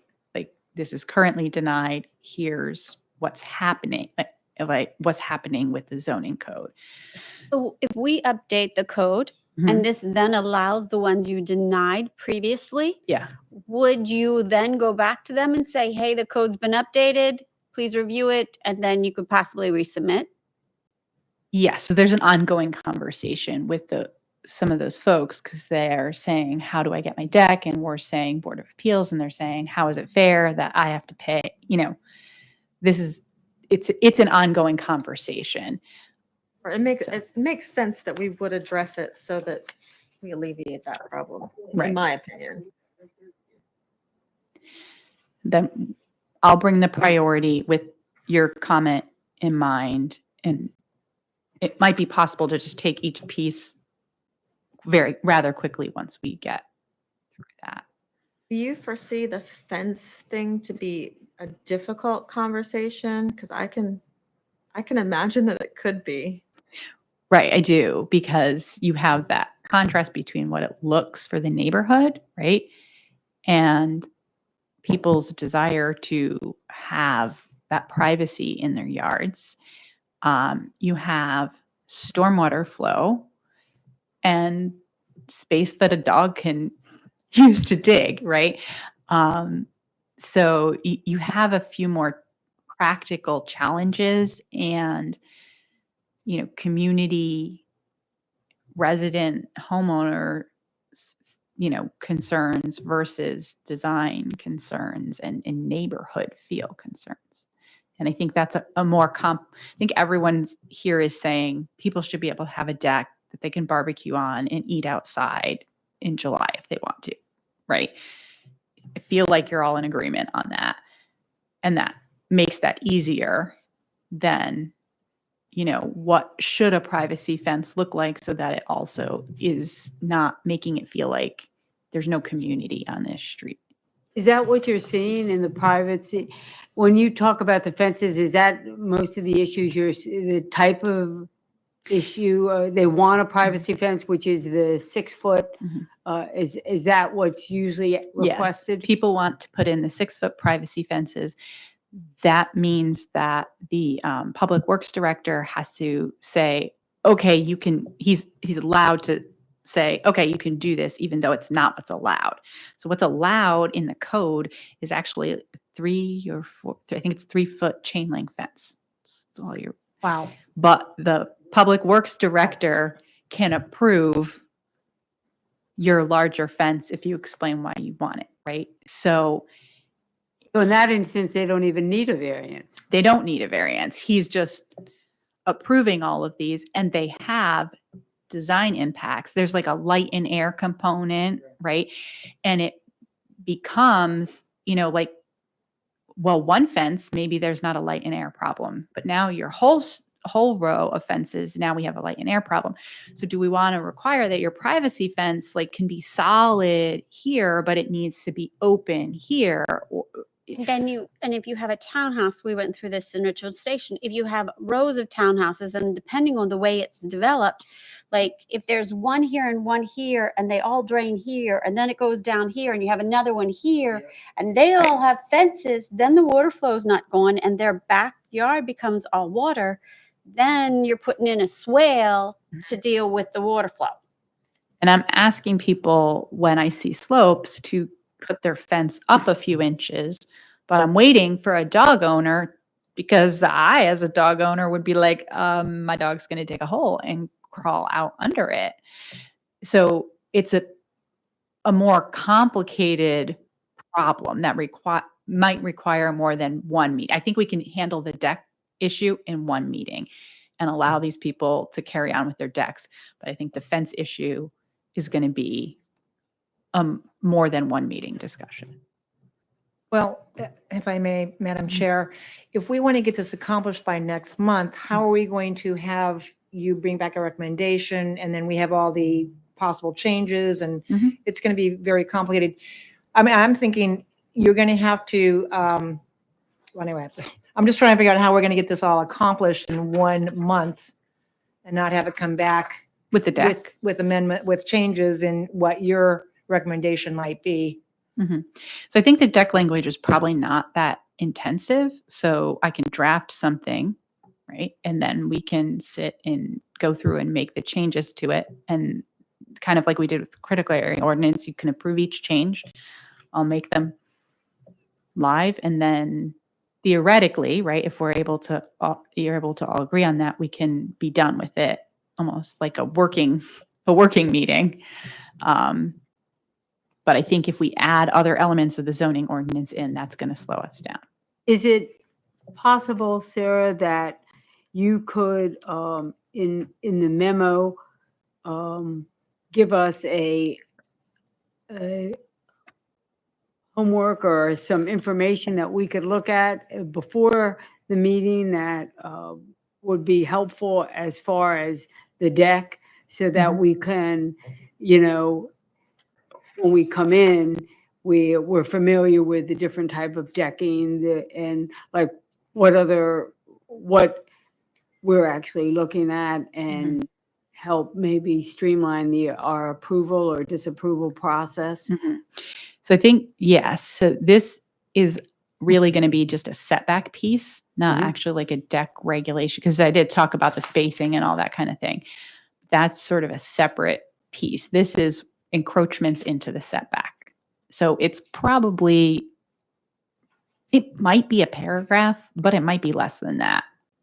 have to kind of wordsmith it. So it's not really going to be a big piece. I can work on crafting it and trying to get it to you well before so that you can send it and then the rest of the commission can send you any questions or comments or more information. And if I can get it to you 2 weeks ahead of the meeting, that gives you a week to ask for information and me to provide it a week before the meeting. Does that sound like a?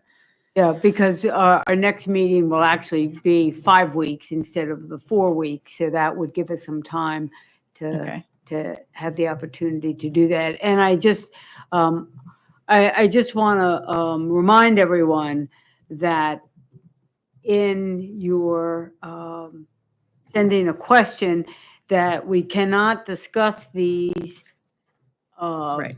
the different, what you're thinking and your thoughts and the issues that you've identified in an email form. That if you have your question, send your question, but don't send it out to the other commissioners for, this is what I'm thinking, and for a weigh-in, because that is outside the open meeting. Mhm. So be mindful of that, please.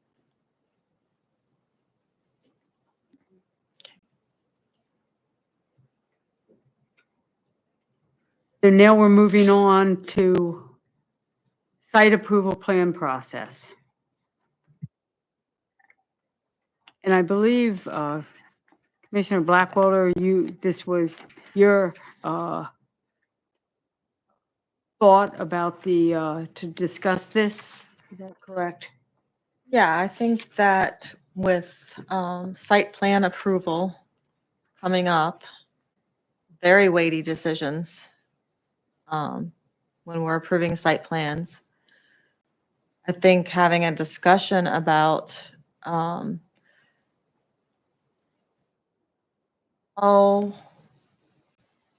we're going to address, for instance, conditional approvals. So the reason I put this on the agenda, or I wanted to be put on the agenda, is mainly for Sarah to give us her theory about, or let us know what her practice has been regarding site plan approval. Because the 3 site plan approvals that I participated in no way meet my expectation for anything that we should be doing. I'll stop there, but it's a big decision, and there's conditional approvals to consider. There's, different places do it differently. Chris had even mentioned a preliminary plat process that he was interested in putting in place.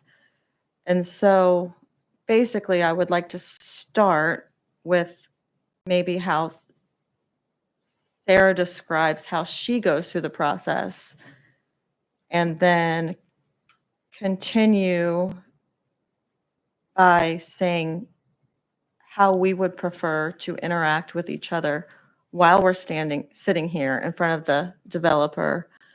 A lot of things that I saw get approved, they said, here's a revision.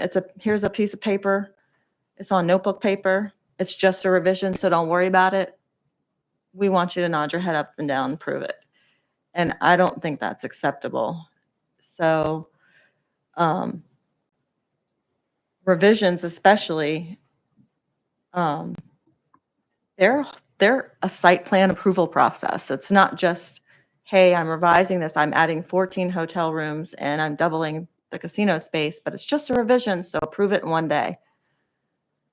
That's not appropriate. So I just wanted to have a conversation about that, but I'd like to start, Sarah, how, you're a planner, you've brought people through this process. How do you go about it? So it will say that I don't allow individual residents to send anything in on notebook paper. It's not in compliance with your zoning ordinance. So I wouldn't allow a large development to do that either. There's rules about what needs to be submitted. That's how I evaluate it, right? Here, did you provide, first, did you provide everything? Second, what are the regulations and are you in compliance with them? And then what changes would I recommend that this board consider? You guys have seen that I kind of like to have everything written out. So that's what you would expect from me, right? Is for me to, first of all, if you don't have everything, we're not bringing it before the planning commission. And if you need to make a revision, it needs to be reviewed again by the planning commission, because does the revision comply? We have to reevaluate that. So I have not for you all reviewed any larger, site one category or category one site plans. But I will work on a sort of outline of a document that I would provide to you. Here's everything's here. Here's the regulations that apply. Here's the changes that should be made, or it does comply. I'm very to the actual book, right? That's why I'm not permitting these people's decks, Right. even though that seems, it's not allowed. So that's what you can expect from me is written communication on anything that needs to change, what the regulations are, and whether everything's, well, you're not going to get it if everything's not there. And then, so with the preliminary plat, there is a small section on that in our code. Mhm. So if somebody's bringing a preliminary plat to us, say it's, fairly large development or building or whatever, how long would you would you expect us to get that and then go over the preliminary plat and decide within 1 meeting, 2 meetings, 3 meetings to approve that preliminary plat? Because that's really the big one. We're saying your concept is sound. It doesn't violate health and welfare. We want this. I think it depends. Like, that's hard to say. Right. If you're putting in one little townhome strip with 5 Sure. houses, that's very different from a hotel. Right. So I don't want to tie myself to a Right. timeline.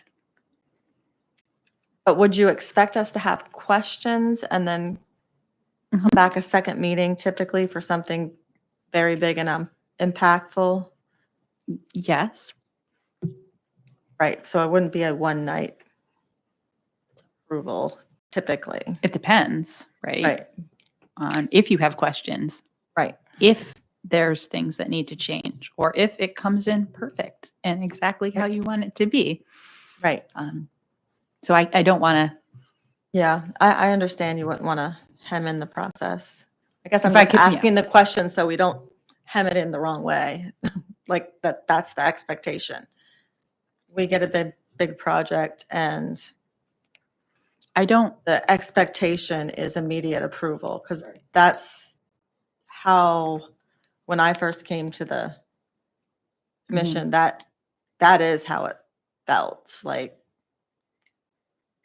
Okay. And I don't, I mean, I know I've been in Prince George's County a little longer than anywhere else, and towns don't have zoning authority in Prince George's County, so we all go before one commission, mhm. and they don't decide things in one meeting. Yeah, that's what I thought would be the standard. And I understand There are times that you will be able to decide in one Right. meeting, though. So it's really just a matter of what comes in front of you and mhm. how complete it is and how much to your code it is.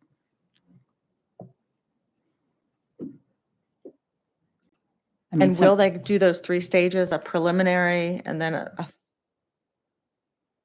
and then they'll come back for a final, right? That's how it works. They do the initial one, or is the initial one done by you? So because I haven't reviewed one yet, I do not have this piece of the code Mhm. really in my brain yet, so it will depend on what the process is, right?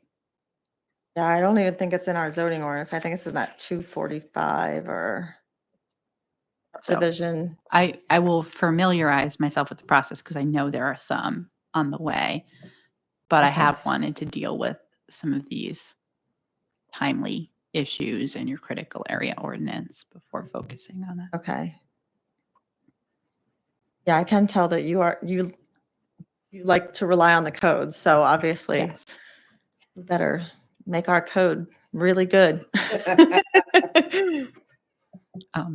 Yeah, I don't think it's right for me to be making Yeah, decisions, especially as I just started here in September. I don't, we're getting to know each other. right. Um, So with commercial development, we have very little, like, I don't even understand how we are determining commercial density. So if I were to get a commercial site plan, how would we determine if the occupancy of that site meets our code? I would check all relevant portions of the code to that use Right? and provide you feedback on whether it was in compliance Or or if not. we have no commercial code governing density and impact and occupancy, what would we need to do to get that in place? So you have uses, right? You have Right. a use table. So I guess what you're asking is, I'm not 100% because you're talking about, So say we're allowing a restaurant or a nightclub or a whatever. Mhm. There's a building space and I mean, they'll get like a use and occupancy permit and then we would base everything on that, like parking, we base, Mhm. different things on that. I don't know that we have very specific regulations for commercial requirements or So like shared parking or there are I know there's traffic studies. That's our one safe gap that we have. We can ask for a traffic study, but I don't know of any other way that we know what an impact of a commercial space is going to have by the code. So you're talking about an impact study for traffic, like um, So noise, what specific things are you most concerned about? I would be most concerned about making sure there was enough parking on the lot for the commercial occupancy. So we have regulations on parking. And then we have a lot of vacant lots co-located. Mhm. I would want to make sure that, so if you have a bunch of vacant lots and you have it's zoned a certain way Mhm. and you're allowed to have a traffic study, what happens if one guy beats another guy to the punch? I mean, that's Does his traffic then impact the next guy's traffic? So now he can't be as intense as the first guy that built? Like, how does that work? I mean, that is kind of how everyone has the right to use their property within the requirements of the zoning ordinance. I've been Right. in planning commission meetings where they say, I don't like this, and I agree with what she said, but I have to approve it because it complies with all the rules. Right. So it doesn't matter what order it is in, whoever, you can't limit You can't limit my neighbor's use of the property based on my use of the property. Right. So what does a traffic study tell us then if, like, will it project, will it assume impacts on all the lots in the area? Like, If you're saying require the developer of the individual lot to do a traffic impact study. yes. Okay. And then what we can consider is the density, right? And potential of the other areas to develop and whether everyone needs to contribute to a stoplight or another traffic measure, right? Like, does this developer have to pay a portion of when everything is developed, this is needed? Or does it go on one developer through the process? That doesn't seem fair. So that's something to think about. And I don't know if that is addressed in the code off the top of my head. Right. Yeah, that's something that I don't know really anything about. Mhm. Um, I'm certain that the county code addresses that. right. Yeah, I'll have to do some research on that because if we get a commercial property, right. You're talking about like, And then really also adequate even public like facilities. aesthetic standards for commercial properties. I know we don't really have those. Mhm. So, and that could be very, very impactful. If somebody is allowed to build whatever commercial property, or they want to build it to look like a warehouse, for example. So I think, So there's some flexibility in there with like community character and consistency. Like you guys have, Compatibility. right, exactly. You guys have the ability, and I have the ability to kind of say to them, like, I'm not bringing this to the planning commission for this because they're not going to like it. Why don't you go back and bring us something that's more compatible before we go there? Or you guys could say, this isn't compatible, come back. But right, like, Um, can we just, and I'm not saying that I am of the mind that thinks that you can just whimsically say, Mhm. sorry, not compatible. Like, I do not feel that way. I think you owe people fairness. right. Yeah. Yes, it has to actually be not compatible. Right, but that's very subjective. Well, Right. but also if you think about your existing commercial, it is extremely varied, right? Right. So what is compatibility? You know, that's it's going to be a difficult That's my concern. mhm. But it's a reason it's developers should expect, right? Sometimes they just want it to get it permitted, right? But a community to want their development and not resist their development. And so they actually generally want to work with you. Most developers come in and they say, here's my idea, but do you have, we can make changes to how it looks. We can, not everyone. Right. I But would most. say the Chesapeake Beach is not most towns. I just want to say it's 8:15 and one of Mhm. our commissioners needs to leave Mhm. no later than 8:30 tonight. So we can either continue going on or we can make the decision to dismiss at 8:30.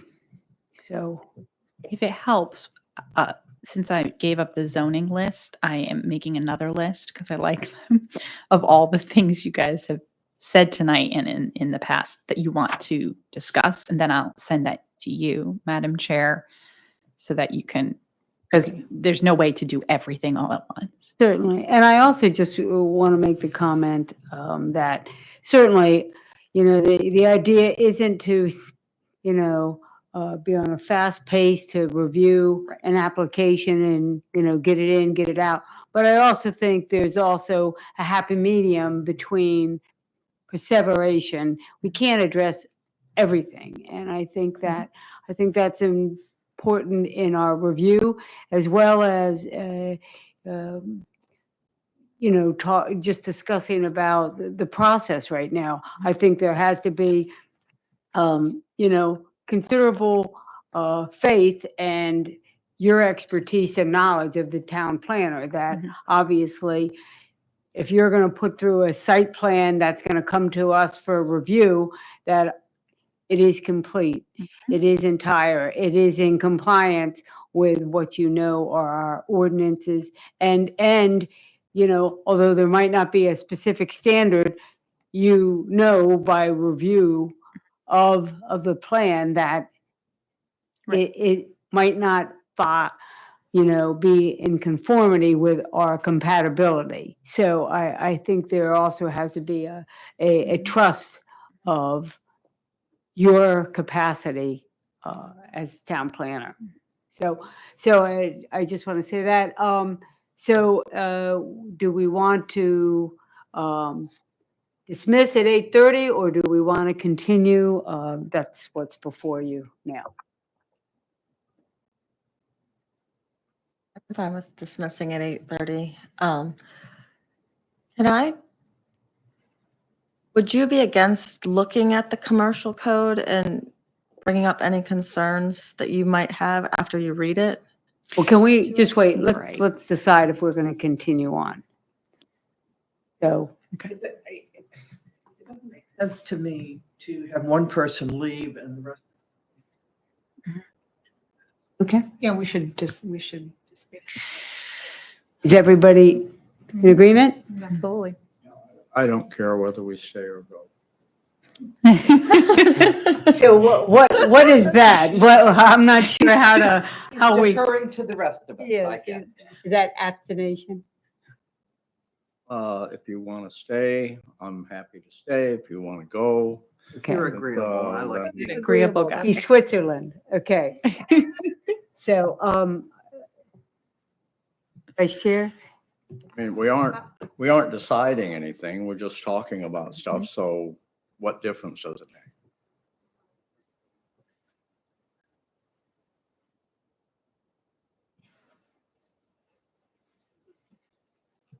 So have we concluded that we're concluding at 8:30?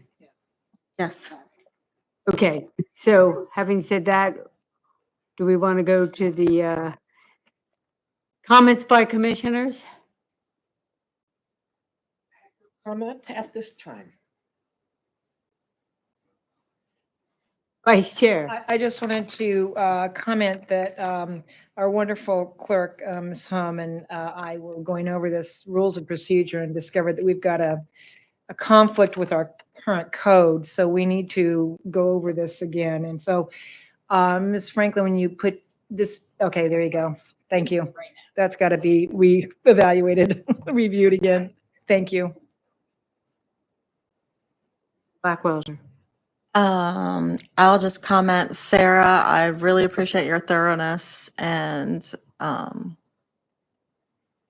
it's great to have you on and answering all our questions. And then I'll just thank Sharon for all of your work deciphering our motions and questions and conversations. Thank you, and I do think this commission has done a good job so far. That's it. On? So I would also like to thank Sarah because I do compliance. So I appreciate the complying with the regulations and quoting the regulations, leading into a finding. That's what I normally do. So thank you very much.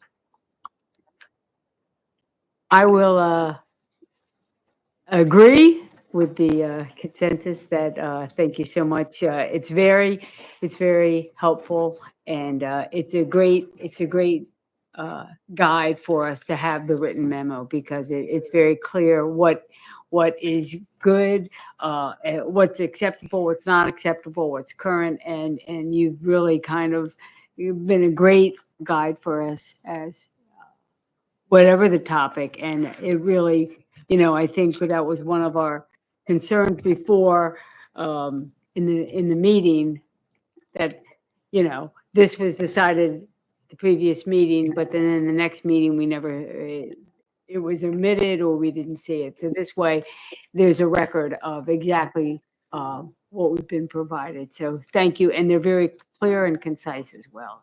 And also to our commission clerk, she's a godsend. You know, she, when I review those minutes, I'm like, well, that's not what my minutes said, but thank God for your minutes, because then I know what, all the infinitives of what transpired. So thank you. So, having said that, do we have I'll move to adjourn. all in favor, say aye. Aye. We are adjourned. Roma.